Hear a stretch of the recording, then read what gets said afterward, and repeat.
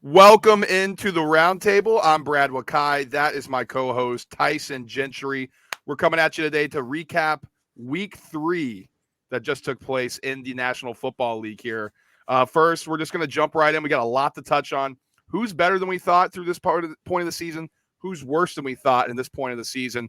But we got to start right now. Let's get some Monday Night Football reactions here as the Cowboys, they I don't know if you could really say dominate the Giants, but I mean, that defensive line crushed them. The Giants had some good moments in spots. Saquon Barkley is looking like he was his rookie year, which is a good sign for the Giants. But ultimately, Cooper Rush just continues to win here as they get it done on Monday Night Football and move to 2-0 without Dak Prescott. I can't wait for Jerry Jones tomorrow to say some other dumb shit about how Cooper Rush, we're paying Dak a lot of money. If Cooper goes out, he just wins football games. That's all he does. Which is true at this point. What is he, 3-0 as a starter? 3-0 starter, yeah. Look, the Giants were 2-0, and they were one of the last undefeated teams left in the NFL. But they didn't look at hardly any point throughout the first 3 weeks, and they didn't look at for a second tonight. Even on Saquon's busted touchdown run, it really did feel like his rookie year, where it was like the offense goes as this guy goes. But it's even more drastic now because I feel like outside of Daniel Jones picking up 10 yards of carry on a scramble or running up the middle on a quarterback draw, it's basically Saquon or nothing at this point. I mean, what happened to Kadarius Toney? He's banged up. He's got a hamstring injury. And what did we say, Tyson? We watch SEC football because he's always hurt. And everybody's like, well, when he's healthy, he's never healthy. You can't rely on somebody who's not healthy. And to bank on, we need to be explosive with Kadarius Toney plays. It's like, when does that happen? Not often. And then when he is eligible to play, he pissed somebody off. So the coaching staff doesn't want to have him in there. Kenny Galladay continues to look like the most bloated contract in the NFL.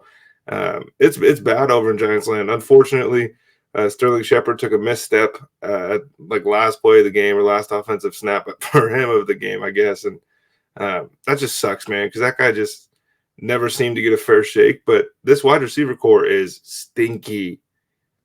It is. And they thought they fixed it by getting Galladay and then drafting Toney. And, on paper, everybody was saying it looked good. And that's why you don't play the games on paper. I mean, Kenny Galladay's been a massive disappointment, like you alluded to, since coming over from Detroit. And we already just said the issues with Kadarius Toney. Now without Sterling Shepard, you're going to be relying on Richie James, who was an afterthought in San Francisco, and David Sills, who was, I believe, if not a late afterthought since the 8th grade. Since he was in 8th grade and Lane Kiffin gave him a scholarship offer, we haven't thought about David besides his little stint at West Virginia when he was going up. It's it's a bunch of no names. Credit to Dallas for getting the win, right? Just ran the shit out of the football today. Mm-hmm. Just whenever they wanted, wherever they wanted. Cooper Rush did just enough. And honestly, if CeeDee Lamb doesn't drop a pass, this might have been a 30-13 football game. Yeah, absolutely. I mean, and to your point, just running through the stats real quick, Cooper Rush 21-31 for 215 and a touchdown, no interceptions. I mean, he's been solid since he's come in. And I know it was one game and it was against the Bucs that we saw the Cowboys with Dak. This offense has been humming, like way more efficient looking. And again, I don't want to take away. I mean, I think the Bucs have the best defense in the NFL, so it's hard to compare the two games the Cowboys have had since against the Bengals team with some questions and the Giants, who I don't think are great on defense, much better, but they're not the Bucs. So I think it's hard to do a one-to-one comparison on what Rush has been versus what Dak was against the Buccaneers. But with that being said, I mean, this offense has been more efficient under Cooper Rush. It seems like he's just making the simple read. Kellen Moore's drawn up simpler plays, and they're executing at a higher level. Still probably the most undisciplined unit in football. Just stupid shit, man. Just dumb penalty after dumb penalty, it felt like. And, they had Jason Peters in to throw him into left guard today. I thought he did a great job. But one thing that you can say about Jason Peters is he's going to false start 10 times over the next 5 games or whatever. So that hopefully for Dallas and for Dallas's fans, that offensive line gets a little bit more solidified. But you're not going to be able to run on everybody else like a Giants team without Leonard Williams.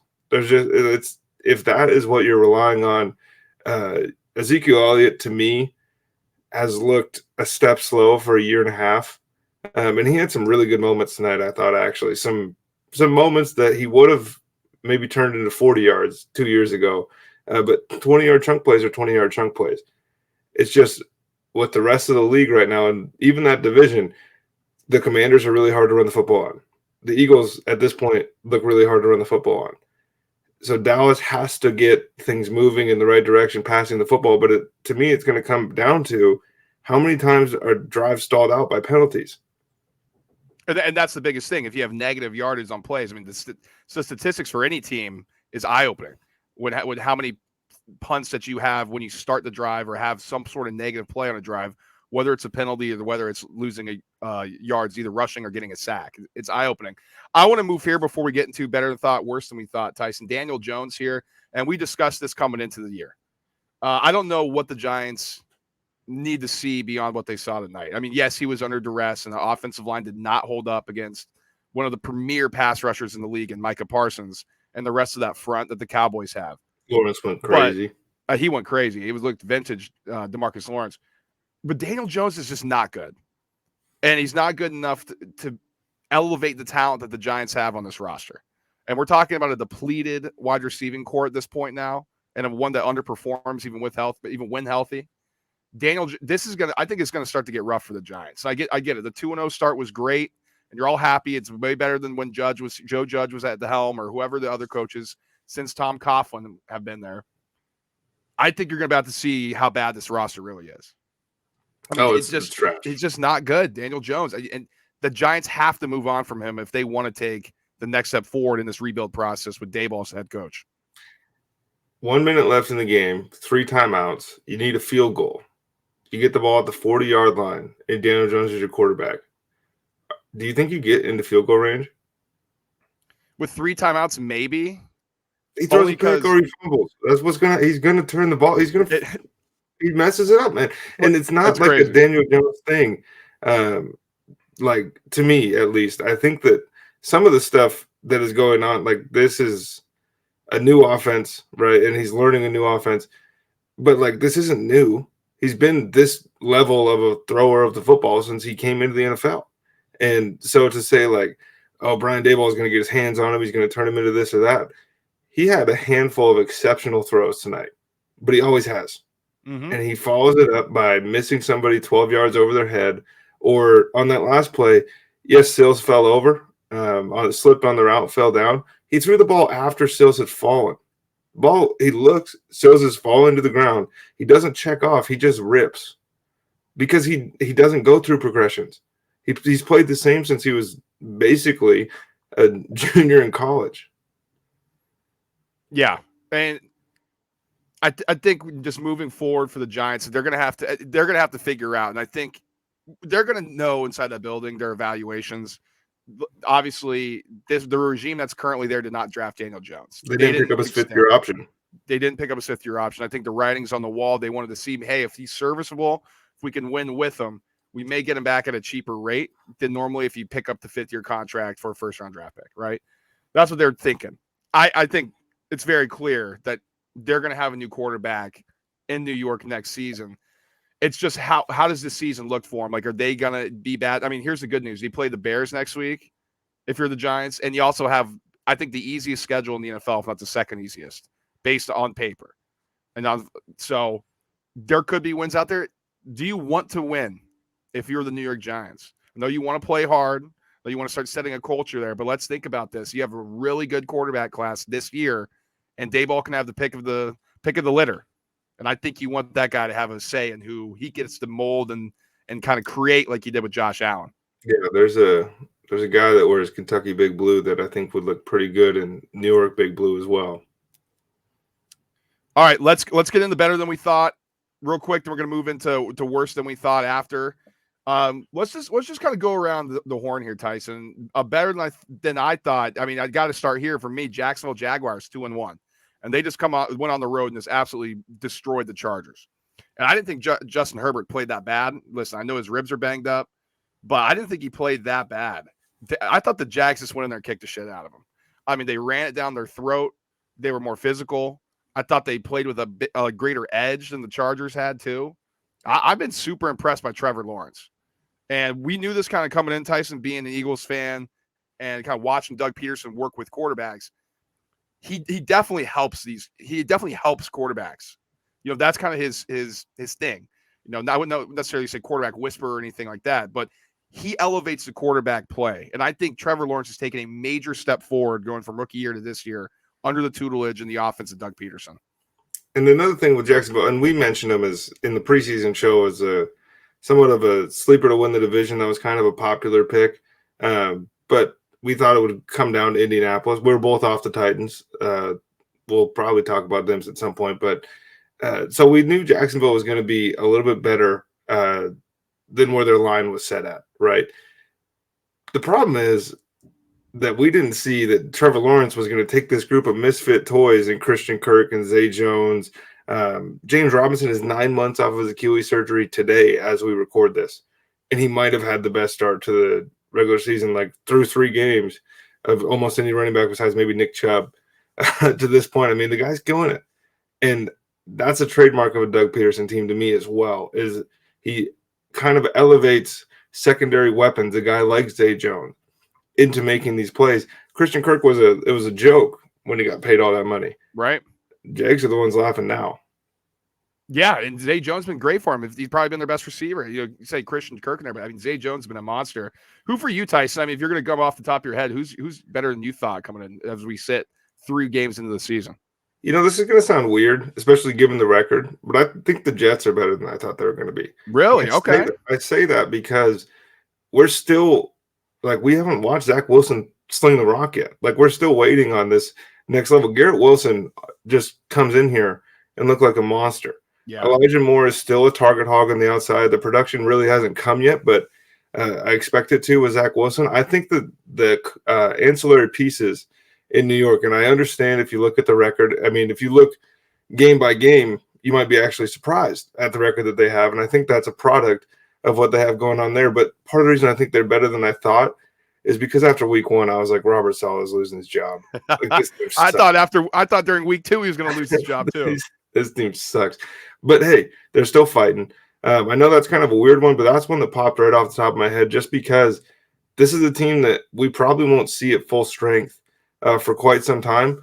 And just the fact that they're winning like possessions for the New York Jets, I think is a win, because this is a guy in Joe Flacco that, 2 years ago was left for dead. And if he's your starting quarterback and the offense is moving the football, that's good news. Weird stat for the Jets too. 0-2 at home, 1-0 on the road. So interesting stat there. Is it really their home? Yeah, that's a big debate around these parts here, Tyson. Kind of similar to your vein here. A team with a 1-2 record, I think, is better than I thought. It's the Atlanta Falcons. This offense, it's kind of legit. I mean, they should be 2-1. I mean, they should have beaten the Saints, and they had some crazy comeback. I mean, that's just the NFL. I mean, we just saw what happened, in week 2, kind of a similar fashion with all those crazy fourth quarter comebacks. And that happened to the Falcons in week 1. Marcus Mariota has been beyond serviceable. I think he's been actually good for this team. Drake London's he could be a future star. And then the Falcons winning this game up in Seattle. I mean, look what happens when you target Kyle Pitts. I think he's going to get much more of the target share going forward. And the outside corners for the Falcons are legit too. I mean, AJ Terrell is a beast. Casey Hayward looks a lot better there now than he did in Las Vegas last year. I've been super impressed by what the Falcons got going on right now, and Arthur Smith's dialing up on offense. Yeah, and we should probably get off these 1 and 2 teams because we got to talk about, to me, I think everybody's better than they thought is the Miami Dolphins to this point. And we thought they were going to be good. And I think a lot of people thought they were going to be good because the roster's good. We're higher on Mike McDaniel than just about everybody in the country. But the dude's a stud.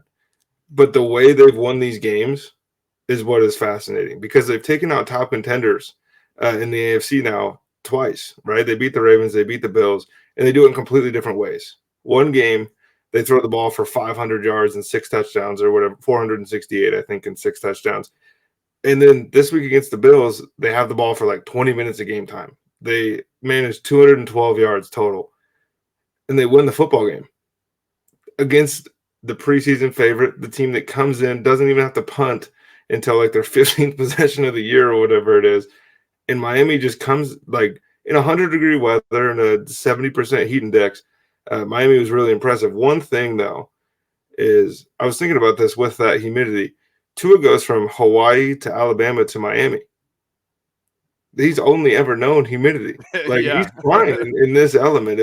It's interesting, and obviously they're going to have a short week here, and we'll talk about that at some point during this week. But to me, the Miami Dolphins look to be, kind of the class of this better than we thought. They look to me like they're in the driver's seat for the number 1 seed in the AFC, which is interesting to say after week 3, but with the win over the Bills already, that's pretty impressive.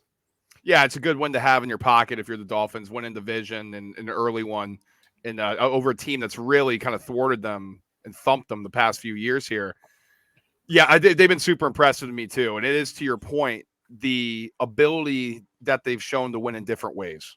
And, you highlighted it. That's kind of, a couple stamps that I want to put on it, though. I mean, the Patriots, that was a slugfest. They had to win special teams. They had to dig deep. They had to compete against a coach who's really had their number, and Belichick. Then you play the Ravens and you get down early and you come back and you show off how many of your weapons you got winning a shootout. And then this one, the defense looked great, man. I thought they flustered Josh Allen. I thought they made that offense extremely frustrated. I mean, you saw what Ken Dorsey did after the end of the game, and I don't think it was just not getting on the ball to snap it.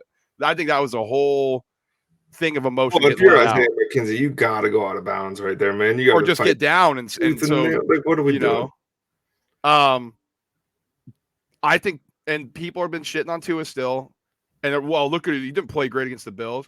Look what the Bills have done to quarterbacks this season. If Tua doesn't come back in that game, which is going to be something we touch on too, they don't win that game if Teddy Bridgewater is the quarterback. Tua made huge throws down the stretch, especially that 3rd and 22, absolute bomb to Jalen Waddle splitting that cover too. I think he's played at a high level.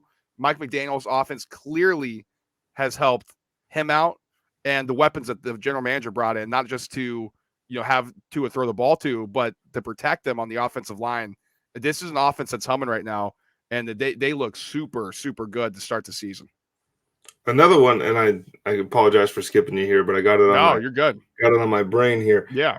The Cleveland Browns, we talked about the roster going into the year, how the roster is loaded. And then we were like, well, it's going to be Jacoby Brissett, and who's he really going to be throwing the football to? What's Amari Cooper going to look like in this offense? And it's been weird, but they're winning football games.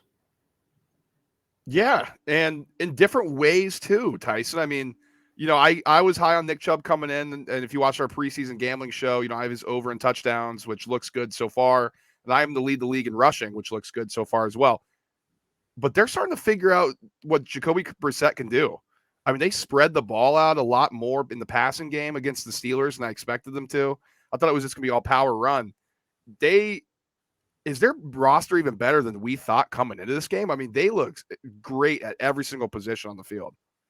Well, unfortunately, Myles Garrett apparently got in a car accident today. He's supposed to be fine, but that car looked messed up to me. Like that, I don't know how that happened. I'm curious to see what's going to happen with the fallout from that, because that was I don't know how you just get in a single person car accident and make that thing look like that. But the Cleveland Browns are legit, and one of my favorite things about watching them so far this year is Stefanski isn't scared to kind of sprinkle in different guys. Obviously, Amari Cooper is going to be your one on one side, but then it's Donovan Peoples-Jones, and then it's David Bell or whoever else they want to throw out, and they're not commanding targets, but they are forcing the defense to react to different skill sets on the other side of the field, which then in turn opens things up, because if Donovan Peoples-Jones and Amari Cooper are split wide, like you have to respect the speed of Donovan Peoples-Jones on one side, and it's a little bit harder to stack that box against Nick Chubb.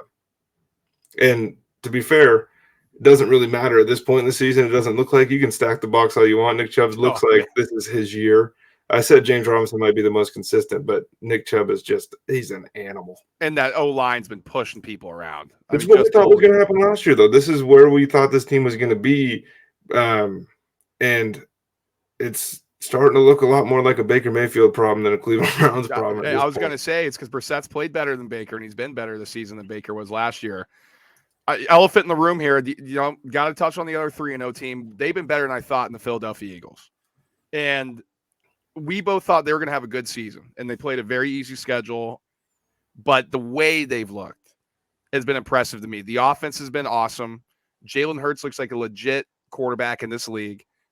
Night and day improvement from last season to this season. Not just like the running. We knew he could run, Mechanics. The accuracy, the mechanics, him throwing first, running second, instead of just taking off if his first read's not there. That's been super impressive. Now, here's the kicker to me. And this I was waiting to see. The defense. Defensive line just absolutely kicked the shit out of the Commanders. Last week, there was a secondary. Dominated that vaunted Vikings offense in the receiving core. Well, it was the corners that game. Everybody, after the Lions game, they're getting ran all over, and they gave up 35 points. A lot of that was in garbage time. It's week 1. The Eagles are a legitimate football team, and I thought they were going to be legit. They've exceeded all of my expectations. A plus 36 win differential and 2 wins on the road. They've been really good, way better than I expected. And if you look at the drive chart from the last game against the Commanders, it goes punt, punt, punt, punt, punt, fumble, punt, punt, punt, turnover on downs before they finally get in the end zone at a point in the game where it doesn't matter, right? And the score looks like they had 8 because they had a safety. But to me, one thing with the Eagles, too, is this went from, we knew A.J. Brown was going to change the offense as far as the receiving core and the weapons, but Devontae Smith looks like a superstar. Ooh. He looks like – so I was hearing this today. It was, that's the guy from Alabama. But he didn't moss people like this at Alabama. He was crossing guys up, and all of a sudden he was wide open, and he was doing kind of whatever he wanted in the open field. Run back the national championship game to see what I'm talking about. The guy was by himself just because his routes are so clean. And now he's getting one-on-one coverage consistently in the NFL, and he's beating it. And so now you have to contend with 2 of them. We already know that a year ago they were the best rushing team in the NFL. So the rushing numbers to me aren't very concerning. But this is an Eagles team. I said the Dolphins are in the driver's seat for the number 1 seed in the AFC, and I think Philly they have a pretty decent size lead on everybody right now in the NFC to get that. The only one would be the Bucs, but to me, Tampa Bay, and we can move into this, I guess, a little bit. Tampa Bay looks a little bit worse than I thought they were going to. And I know they've been missing pieces, right? Godwin's been out. Evans was suspended. It just feels off in Tampa Bay. It feels like nobody's having fun, man. That's what it feels like to me when I watch Tampa Bay play. I agree with that. It feels like there's this cloud, and Brady's frustrated, and he said he's got to work on his emotions. Obviously, the tablet thing was kind of the thing boiling over, but that's against a heated rival in the Saints, who they hate each other. So you're going to be frustrated when you can't figure anything out. And then when you have to constantly be bringing guys in off the scrap heap and off the street, and you have no time to practice, and you're playing an NFL game that expects you to be the Bucs all of a sudden, I do think that's tough around there. I think once they start getting things going again, it's going to settle in. We knew, and the preseason showed the reason why I didn't have the Bucs pre-flop before the season started to win NFC or the Super Bowl is because I kind of expected this with the injuries, that they might not get off to a great start. If they lose to the Chiefs next week, which I don't know if they will, it's based on how good their defense is. Nasty. If they do, they're 2-2. I think that's when you buy into the Bucs. That they could be a play-on team with Evans and Godwin getting back under it, and Julio Jones. You don't even really need him right now. I think Russell Gage kind of emerging when it comes time to it. He's going to be a huge factor for him. So Bucs for me, I'm not nervous about it. We've seen even when Brady was with the Patriots in September, they kind of use that as an extended training camp. But I agree with you. It feels like there's massive frustration there in Tampa. For me, Tyson, team worse than I thought, and I think you'll have a lot to say on this too, is the Las Vegas Raiders, the only 0-3 team in the NFL. Probably should be 1-2 if they don't blow that lead against the Cardinals, which was just an insane ending that we touched on in week 2.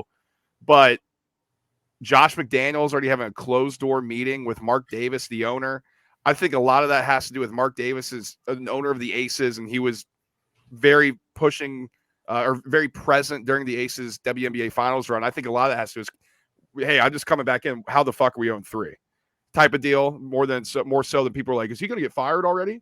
I don't think that's the case, because I think that's just a bad look if you're the Raiders. And I know they're not in Oakland anymore, so Vegas is a little more attractive, but it's still a dysfunctional organization. You can't go from Gruden to Bisaccia, who people thought should be hired, and then you bring in McDaniels and you fire him immediately.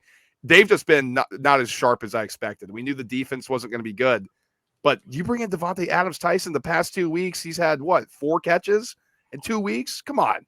Because the whole internet was like, oh, you threw it to him too many times week 1. And then all of a sudden they're like, oh, we can't throw it to him anymore. That's what that means. As far as him getting fired, I agree it'd be a bad look, but that's kind of where we differ on these things is Uh, I don't think that the Vegas Raiders will have trouble attracting an ex-head coach, given Josh McDaniel's standing in the league and in league circles. I think that he's not looked at too fondly by a lot of people in the NFL. And the fact that they're bad, man, sometimes it's better to cut bait than end up with Cliff Kingsbury for 5 years, right? And that's just that's where I'm at with it. I don't think he's getting canned anytime soon, but it is funny to hear them have a closed-door meeting.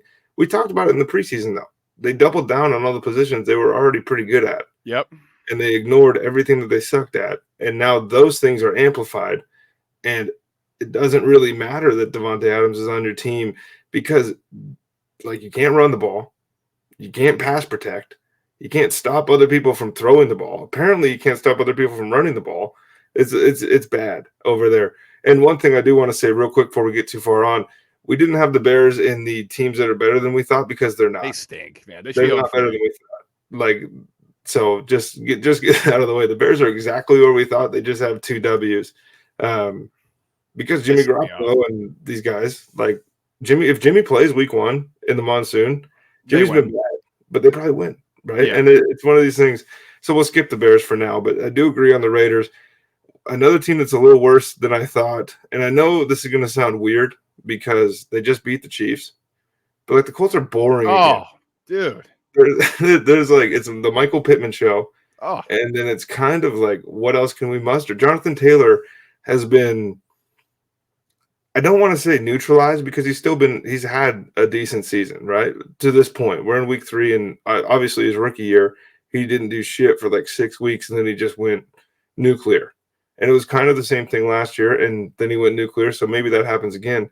But like we said a week ago and in the preseason, the floor it might be a little higher, but the ceiling's lower in Indianapolis, and it certainly looks like it's coming true.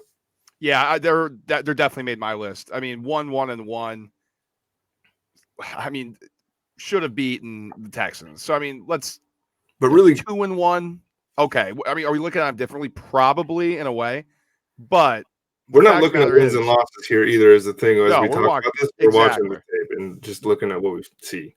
And they have not looked consistent. Matt Ryan's been worse than we expected. I think that's fair to say as the quarterback there. And it's not like we thought they're bringing in Josh Allen. We just thought they're bringing in somebody who can run the offense, make smart throws, and open things up so that you can run Jonathan Taylor.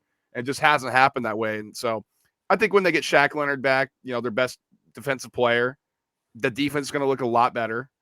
And this offense has got us to start figuring it out. Like, I don't expect them to continue to look this way, but it has been really bad. Now, for me, Tyson, the Cardinals have been way worse than I thought, and we were not high on them coming in. This team should be 0-3, tied with, probably should be the only 0-3 team. Besides, Raiders are 0-3 now. I think it should be the Cardinals. It's a disaster there. I mean, if they don't have somebody open immediately, I mean, you got Murray running around trying to find somebody. Greg Dortch. Like, does anybody know who that guy is? I mean, you bring in Hollywood Brown, you think that guy's going to be Jerry Rice? Like, come on. Greg Dortch is on his 5th team in 4 years. He ran a 4.59 40. And, like, this is the guy that you're scheming touches for almost. It's like, I know Wesley's out and we know Hopkins is suspended, but the game script for every Cardinals game going back to essentially week 8 of last year was fall behind early and then see what you can do in the second half, see if you can make something happen. And they were able to live on it for a few weeks last year, and then the wheels came off.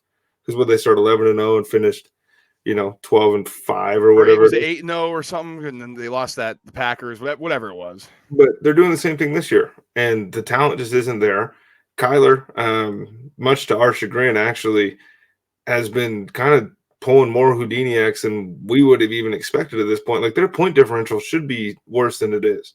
Like, this team is gutted.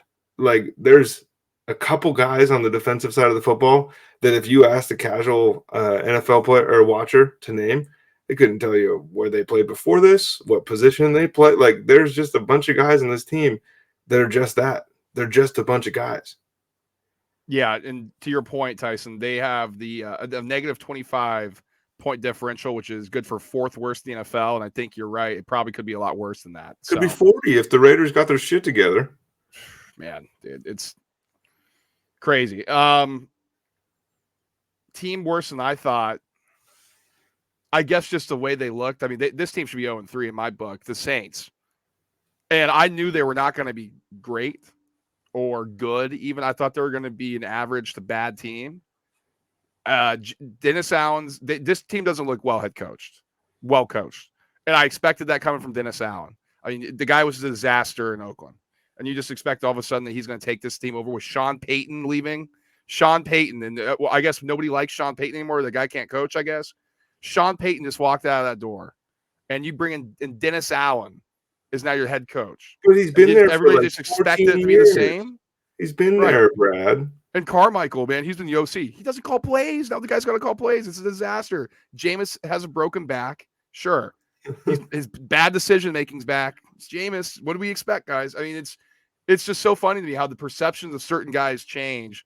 But yet, Tua, who's been great this season, no, he can't be good. We can't ever say he's good because we already have it in our head that he stinks. So we can't say anything. And Jameis, well, we like him because he's funny, so we'll give him the benefit of the doubt. It's like, come on, what are we doing here? The Saints are not good. You're saying that Jameis Winston getting LASIK at 30 years old didn't make him a top 5 quarterback in the NFL?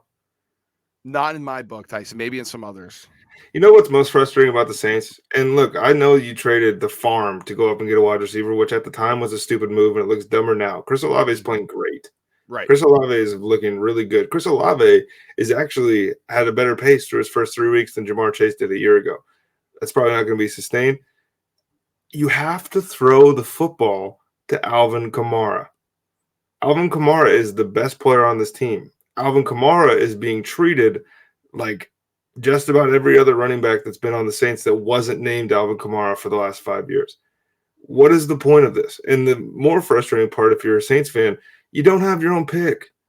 You have no end in sight to this because, look, the defense is what the defense is. We knew this coming in, right? It's going to be a good unit. Some people, I guess, thought the offense was going to take some sort of step forward. We didn't see it. They're better than they were when Ian Book started on Monday night last year, but it's not marked, right, in the improvement here. They're bad, and they don't have their own pick. They're stuck with Jameis.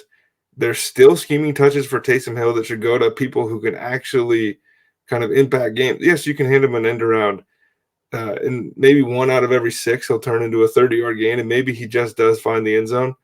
It's stupid. It's stupid. They've been doing the same cutesy shit that Sean Payton used to do, but the thing is that Sean Payton would do a lot of things right before he would do the cutesy stuff. And the Saints are just deciding, you know what, we're going to throw it to Chris Olave 13 times a game, and then we're going to try to manufacture touches for our other players. You should be manufacturing touches to your players in positions where they can succeed, right? And that just hasn't happened in New Orleans. One more, I think, for me that I really want to pound the table for, Tyson. I don't know how many more that you pounded or that you want to pound the table for here and are worse than we thought. But the Los Angeles Rams have been worse than I thought. Negative 9-point differential, and a lot of that has to do with the ass kicking that they got on week 1 by the Bills in front of the entire country to see. But here's my thing with the Rams. I don't really know what this offensive scheme is right now. And when I'm watching it, they don't either. I don't think they do, quite honestly. And here's the problem, I think. You go and get Allen Robinson, it's clear he's on in any of these offensive schemes. I mean, it's like they don't target him. They're targeting Ben Skoranek at a higher rate and who's getting more wide open looks. Ben Skoranek than fucking Allen Robinson you went nuts for and traded for. Like, I don't understand what's going on there. I think the defense giving up 70 points in the first 3 games, that's been worse than I thought. I mean, we talked about it in the pre-show. They got blue chippers everywhere. What's going on with the defense? And listen, I get it. Coming off the Super Bowl hangover, sure.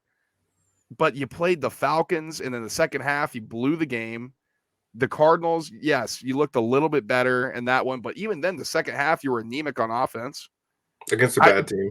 It just doesn't feel like things are clicking for the Rams right now. And I'm not saying it should, because I think that'd be bad if you continue that high performance you had last year. You probably peak too early or plateau out and eventually fall off that cliff.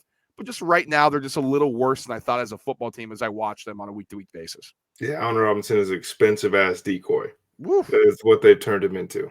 He's expensive. And, Super Bowl hangovers going both ways. The Bengals start off pretty slow. They get back to a little bit of kind of what they looked like a year ago. They're coming in, or they get Miami on a short week at home on Thursday, a game that you and I both expect them to kind of win, maybe right the ship a bit. The Broncos, another one, but we've just beat that horse to death. The 49ers, I think, are one that has been pretty interesting to me. Because if you preseason ask me what team is most equipped to win in a monsoon, I'd probably say the 49ers.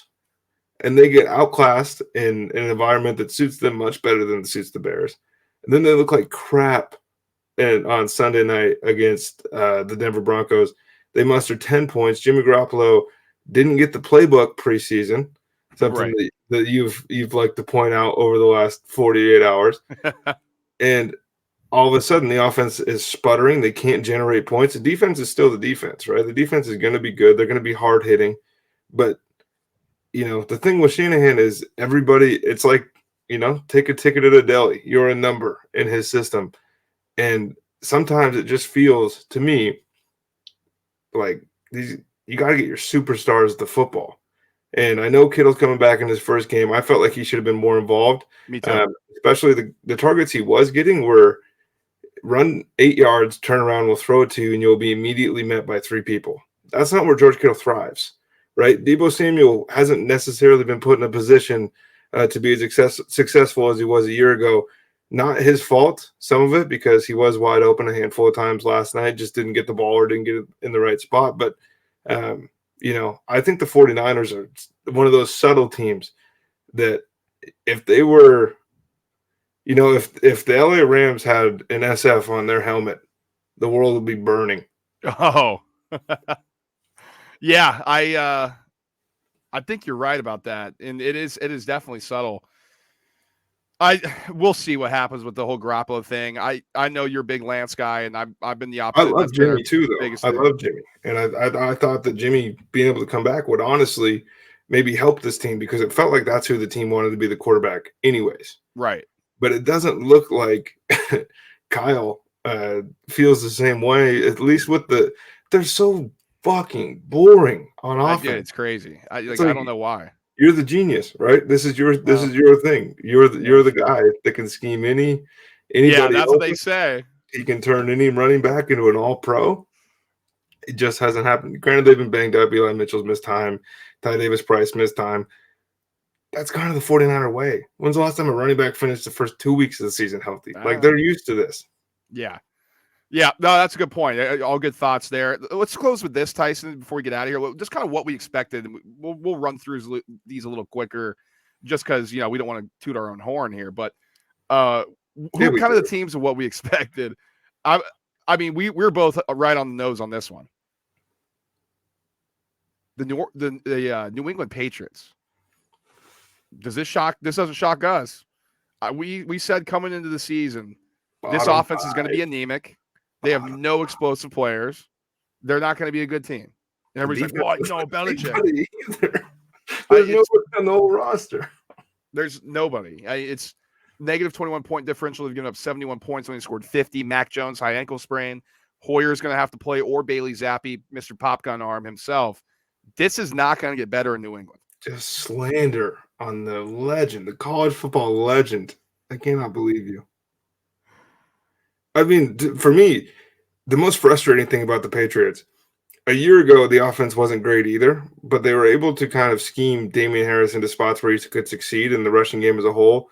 Ramondre Stevenson comes on as a guy last season that you thought you could count on. And now this year, it's like outside zone, inside zone, outside zone, inside zone. And when Devontae Parker can't separate, Jacoby Myers, he's not a great separator either, and he also is allergic to the end zone. Like, you paid Johnny Smith $1 billion to be a blocker. Hunter Henry excels and he catches the ball in the end zone. But when you're not in the end zone, Hunter Henry's not really out there. This is exactly what I expected from the Patriots. And it almost hurts because I think, to me, Bill Belichick, the general manager, has severely let down Bill Belichick, the head coach. Nobody talks about that. I'll run through 3 here, and that we were kind of on. Titans 1 and 2. We expected them to not be a good team this year. It's kind of worked out that way with Tannehill massively looking worse without AJ Brown. And I'll run through 3 here, Tyson. You can give your thoughts too. Steelers 1-2. We didn't think they were going to be good. I don't care if Kenny Pickett plays. This is not going to be a good team this year. That offensive line is not good enough to make anything. And Matt Canada is not a good offensive coordinator. Matt Canada lost the OC job at LSU. Right. Before they started throwing the ball, he lost an OC job to a Power I school. Like, he couldn't improve that. And then the Steelers were like, that's a guy. And then Packers sitting here at 2-1. Look, they look like the Packers. I mean, the offense, we kind of expected this. Rodgers, kind of got to figure it out with his weapons. I think Romeo Doubs is going to be a star in this league. He looks built and he looks good, and he's a rookie. He's going to be good. And the defense, I think they played better than I expected. I mean, it's a legit unit. I mean, the Titans made dumb moves. To me, most of the offseason, and then obviously was it Jeffrey Simmons, right? He's the one that went down with an injury, which is a huge bummer. And then, Harold Landry goes down. That hurts.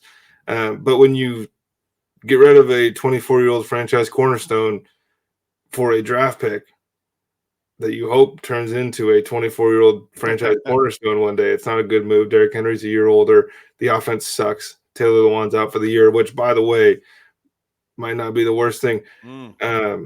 He's been below average for quite a while. His pass rush snaps, for the most part, outside of the handful of games that you can point to, he's been actually pretty good. But the guy just always seems to be involved in bad plays. And, him going down isn't going to be good because obviously he's the best left tackle that they have. But, that's a huge blow to Tennessee. And I'm just interested to see if Taylor Lewan plays for the Titans in 2 years.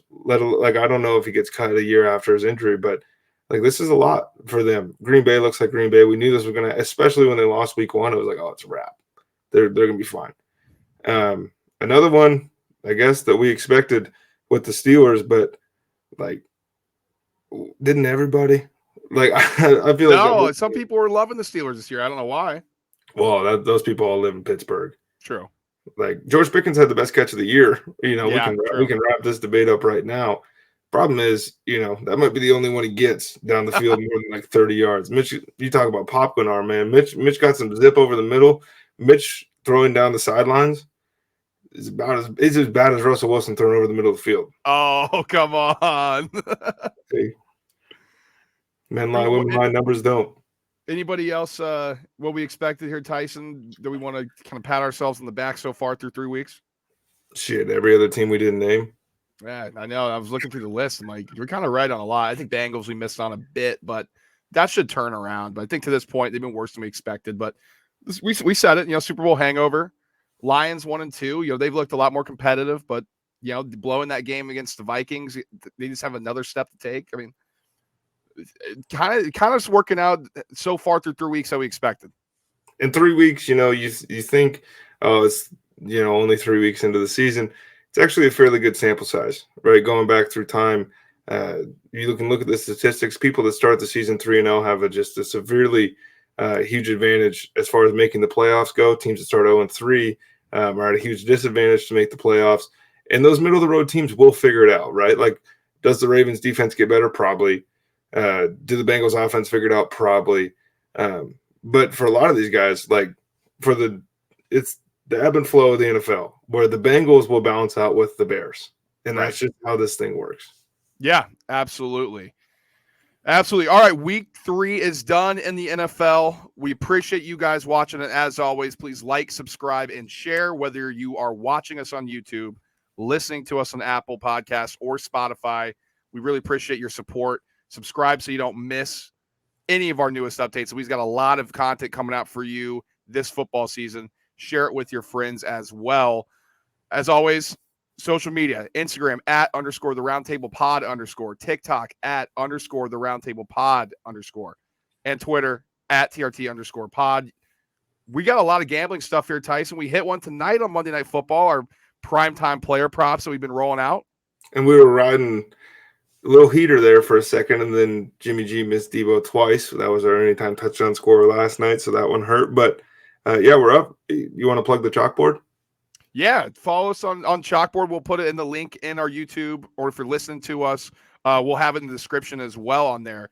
got a lot of picks. It's for the little fun community that we're building there. College football, NFL. We got to get baseball going too as playoffs get here. And we have a couple banger MMA cards coming up. We'll have some UFC bets out there. I didn't have my best performance. We were 3-3, I think, on the predictions from UFC 279, but UFC 280 will be different. Year over year, we're doing pretty well on the MMA side of things. Yeah. We didn't touch the President's Cup because did you?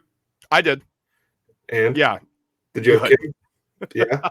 Let's just put it this way. I had 5 wins in 2 pushes on my matchups. Very easy picking the Americans in the President's Cup on the matchups. Was that the most handicapped you've ever seen, like the international roster, like to be? Absolutely. Like that Absolutely. It almost felt like there was like a 20-minute stretch there where it felt like it could turn. If some 20-foot putts would have dropped, but oh my God, I know. It was nervous. Almost end-to-end domination. Yeah, absolutely. And if you follow us on our socials that I just plugged, because I think Tyson and I are going to have a bet. We're waiting for the line to move for the Thursday night football game, but we'll also, of course, be doing our primetime pick, and then we've been rolling over. So we just hit our Monday night one. We're going to take the winnings, roll it right into the next one. We're going to try to build this thing out throughout the season, and we're starting to figure out our stride here a little bit. We get 3 a week, so that's, you do the math. It could be a pretty good pot as we continue to get this thing rolling. College football episode coming out, and then before the weekend, we're going to preview the NFL as well. So we will talk to you coming up in a day. Until then, peace.